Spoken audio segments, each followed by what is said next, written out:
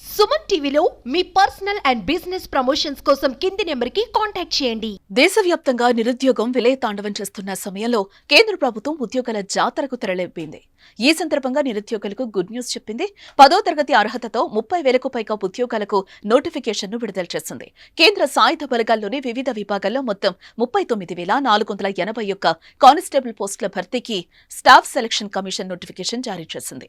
అర్హులైన అభ్యర్థులు ఆన్లైన్ ద్వారా దరఖాస్తు చేసుకోవచ్చని నోటిఫికేషన్లో పేర్కొన్నారు. సెప్టెంబర్ 5వ తేదీ నుంచి అక్టోబర్ 6వ తేదీ వరకు ఆన్లైన్ ద్వారా దరఖాస్తులు సమర్పించవచ్చు. అయితే దరఖాస్తు రుసుము మాత్రం అక్టోబర్ 15వ తేదీ రాత్రి 11 గంటల వరకు చెల్లించేందుకు ఎస్ఎస్సీ అవకాశం కల్పించింది. అయితే ఈ ఉద్యోగాల కోసం పరీక్ష ఆన్లైన్ ద్వారా నిర్వహించనున్నారు. జనవరి లేదా ఫిబ్రవరిలో జరిగే అవకాశం ఉన్నట్లుగా తెలుస్తోంది.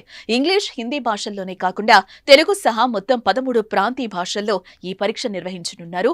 కేంద్ర సాయుధ బలగాలతో పాటు NIA, SSF, Assam rifles, narcotics control bureau విభాగాల్లో ఈ నోటిఫికేషన్ ద్వారా ఉద్యోగాలను భర్తీ చేస్తున్నారు.